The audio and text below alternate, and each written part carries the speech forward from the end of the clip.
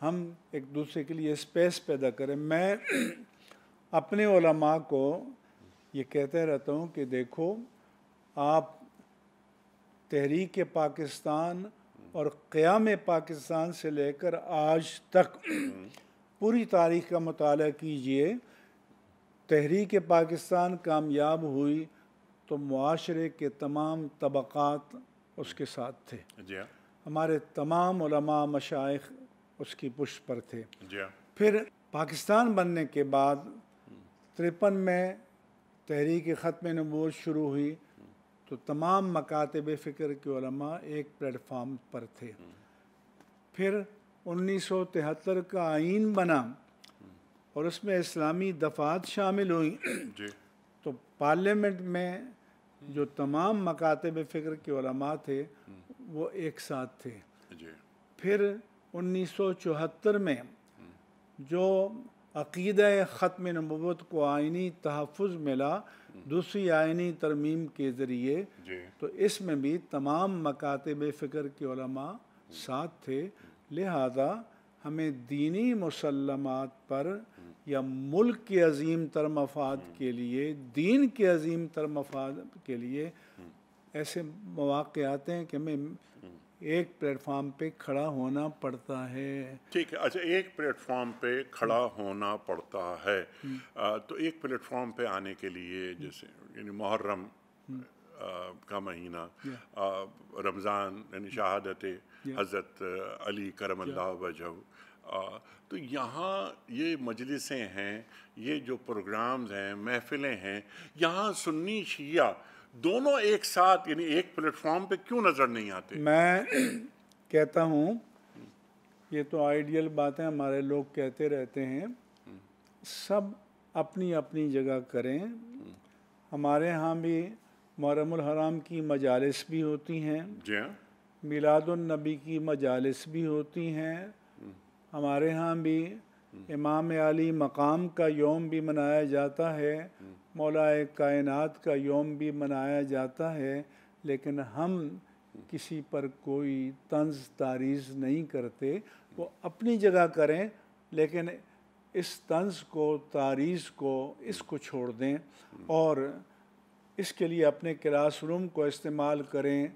نجی مجلسوں کو استعمال کریں جہاں ریکارڈنگ نہ ہو اور باقی پبلک ایڈریسز جو ہیں اس میں سب کے جذبات کا خیال رکھا جائے. سبحان اللہ. یہ آفاقی شخصیات ہیں یہ جوڑنے کے لیے آئی تھیں. مولانا روم فرماتے ہیں نا کہ تو برائے وصل کردن آمدی نے برائے فصل کردن آمدی. اللہ اکبر اللہ اکبر. تو لوگوں کو جوڑنے کے لیے آیا ہے انہیں توڑنے کے لیے نہیں آیا ہے. تو مفتی صاحب اس سلسلے میں علماء کی جو ذمہ داریاں ہیں اس سے ہٹ کر یہ باتیں تو آپ نے بیان فرما دی.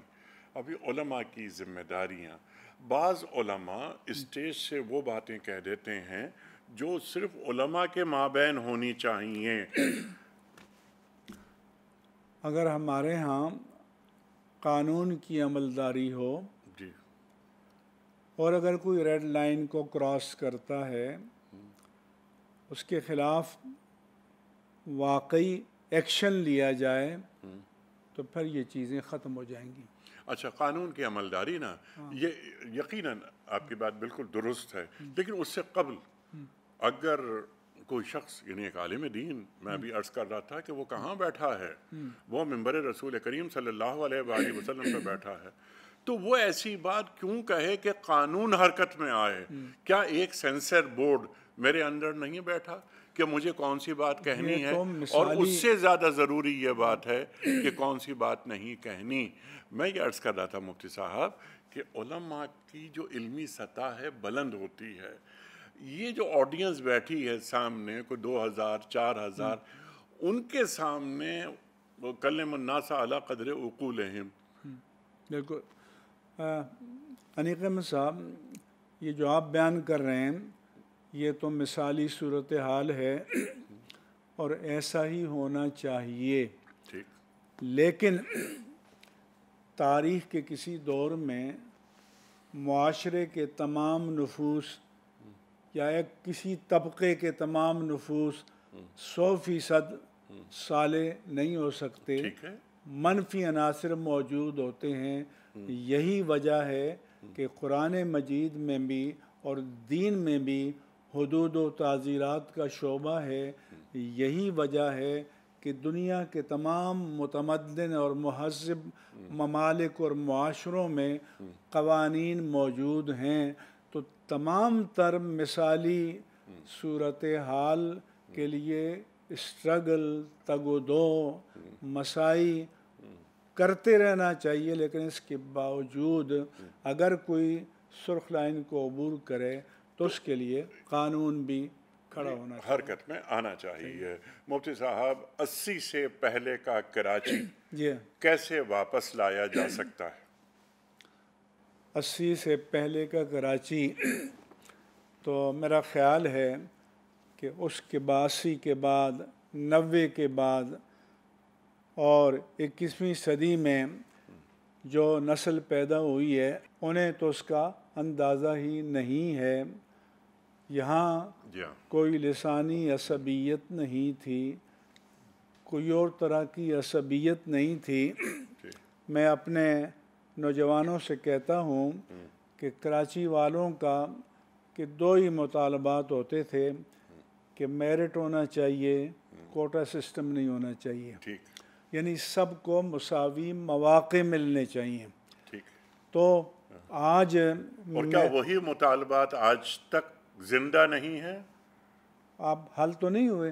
حل نہیں ہوا؟ دوسری میں نے یہ کہا کہ اگر کوٹا سسٹم رکھنا ہے تو پختونخوا میں بھی بعض علاقوں میں کے لیے پسماندہ علاقوں کے لیے ریزرو سیٹیں ہیں، مثلا تھرپارکر کے لیے ہے کہ ان کو مساوی مواقع نہیں ملتے، تو یہ اس بچے کے لیے ہونا چاہیے جس نے تھر میں پرائمری کیا، وہاں میٹرک کیا، قریب ترین کالج میں انٹر کیا اور ان کے درمیان مسابقت ہو۔ لیکن پاسپورٹ میرے پاس تھرپارکر کا ہے یا سندھ کے کسی اور ضلع کا ہے اور میرے بچے ڈی ایچ اے میں اعلیٰ سے اعلیٰ اسکولوں میں پڑھتے ہیں اور پھر وہ اس ڈومیسائل کو لے کر اور پھر میرٹ میں داخل ہو جائیں، تو یہ انصاف کا تقاضا نہیں ہے۔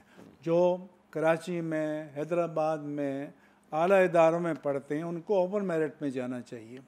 تو یہ رکھا تو گیا تھا انتہائی پسماندہ لوگوں کے لیے، لیکن ان کو اس میں سے کوئی حصہ نہیں ملا اور وہ جو مقصد تھا اس کا وہ بھی فوت ہوا۔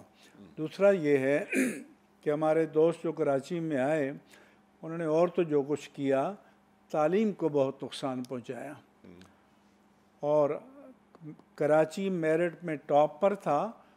آج سی ایس ایس کا رزلٹ دیکھ لیں کہ پنجاب ہے، خیبر پختونخوا ہے، اس کے بعد کراچی کا نمبر آتا ہے۔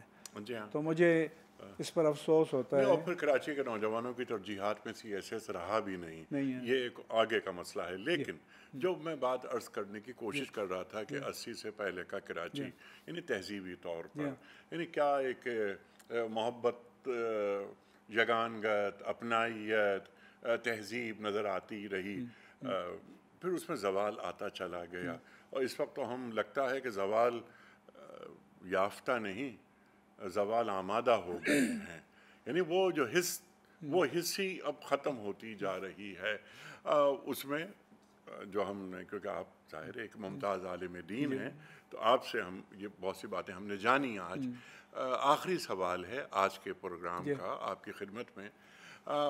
مفتی صاحب، جس زمانے کی آپ بات کرتے رہے پورے پروگرام میں، اور 61 سال سے آپ کراچی میں ہیں اور کراچی کو آپ نے بہت قریب سے دیکھا،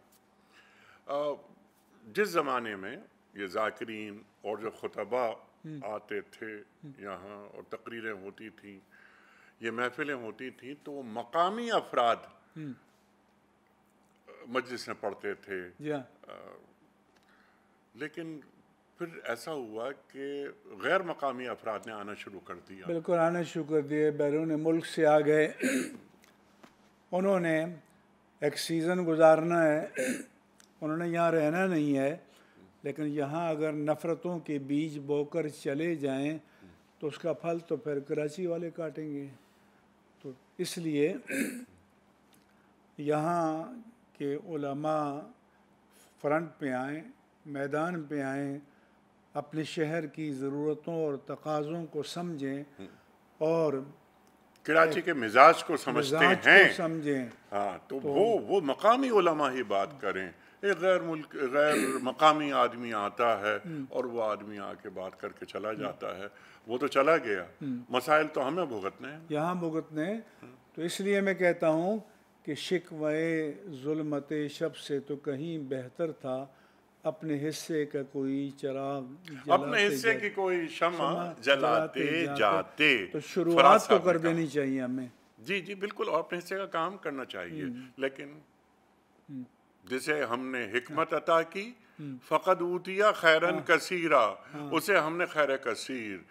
تو حکمت کے ساتھ حکیمانہ انداز میں، اور یہ حکیمانہ انداز یہ حکومت وقت کی بھی ذمہ داری ہے کہ وہ حکمت کے ساتھ چلے. جس طرح آپ نے بات فرمائی کہ وہ تعدیبی کارروائیاں بھی ہوں. اگر کوئی کراچی کے امن کو خراب کرنے پر آمادہ ہے تو قانون کا ہاتھ حرکت میں آنا چاہیے. بالکل. اور دوسرا یہ ہے کہ ہر مکتب فکر کو ان کے جو لیڈنگ علماء ہیں جی ان کو یہ ذہن میں رکھنا چاہیے کہ آپ کی مجالس میں لوگ آ جاتے ہیں ایک موروثی طور پر عادی ہیں، لیکن سوشل میڈیا کی آفت کی وجہ سے بہت سے نوجوان بھٹک رہے ہیں، بہک رہے ہیں، گمراہ ہو رہے ہیں، دین سے متنفر ہو رہے ہیں، دینی مقدسات کی حرمتوں کو پامال کر رہے ہیں. ہمیں ان کو بچانے کی کوشش کرنی چاہیے، مشترک، اور یہ کوشش مشترک ہو. علامہ رضی جعفر صاحب سے گفتگو ہو رہی تھی تو انہوں نے بہت اچھی بات فرمائی کہ ہمارے مشترکات وہ 90% سے زیادہ ہیں. تو کیوں نہ ہم مشترکات پہ بات کریں، اور اگر ذرا سا کوئی مسلکی اختلاف ہو تو اسے مارکہ حق و باطل نہ بنانا چاہیے.